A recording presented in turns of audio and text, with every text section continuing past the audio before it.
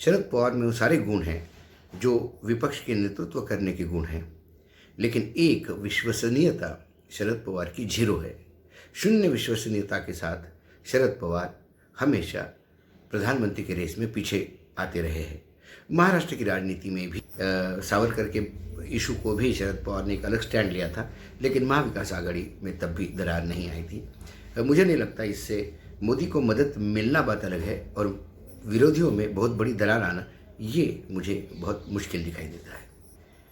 शरद पवार की स्टैंड से विपक्ष की जो एकता की प्रयास चल रहा था उसमें कितना डेंट पड़ेगा। मुझे नहीं लगता कि शरद पवार के इस विचारों से या अडानी जी की मदद करने से विरोधी पार्टियों में कोई ज़्यादा बड़ी दरार आएगी, क्योंकि शरद पवार के लिए सभी लोग इज्जत करते हैं। उनकी वरिष्ठता का देखते हुए उनका विजन, उनकी सोच, उनकी रणनीति को सभी दंडवत करते हैं।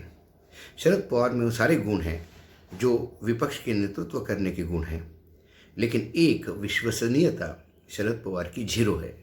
शून्य विश्वसनीयता के साथ शरद पवार हमेशा प्रधानमंत्री के रेस में पीछे आते रहे हैं। महाराष्ट्र की राजनीति में भी शरद पवार की विश्वसनीयता को लेकर ही सवाल उठाए जाते हैं। महाराष्ट्र की राजनीति के पिछले 5-7 साल यदि हम देखें तो उन्होंने एक बार बीजेपी को मदद की, एक बार शिवसेना को मदद की, एक बार कांग्रेस को मदद की। ऐसे वो लगातार कभी शिवसेना के खिलाफ जाते हैं, कभी बीजेपी के खिलाफ जाते हैं, कभी कांग्रेस के खिलाफ जाते हैं। ऐसे कई उदाहरण मिलेंगे। पृथ्वीराज चौहान की सरकार थी, उसको शरद पवार जी के साथ सरकार थी, उसको 6 महीने पहले चुनाव के सपोर्ट विड्रॉ करके शरद पवार जी ने वो सरकार गिरा दी, कांग्रेस को बर्फ में लगा दिया। उसके बाद बीजेपी शिवसेना की सरकार बनी, लेकिन शिवसेना ने उपमुख्यमंत्री नहीं पद मिला, इसलिए देवेंद्र फडणवीस की सरकार में जाने से मना कर दिया और समर्थन देने से भी मना कर दिया। ऐसे में देवेंद्र फडणवीस का vote of confidence Sharad Pawar की मदद से वो जीत गए। तब उन्होंने शिवसेना को बर्फ में लगाया। शिवसेना और बीजेपी साथ में चुनाव लड़े और जब सरकार बनने का समय आया तो उन्होंने शिवसेना को साथ में लेकर महाविकास आघाड़ी की स्थापना की और बीजेपी को बर्फ में लगाया। इसीलिए शरद पवार की विश्वसनीयता नहीं होने की वजह से शरद पवार कभी भी 282 के हाउस में विधानसभा में 80 से ज़्यादा कभी भी एमएलए जितवा नहीं पाए।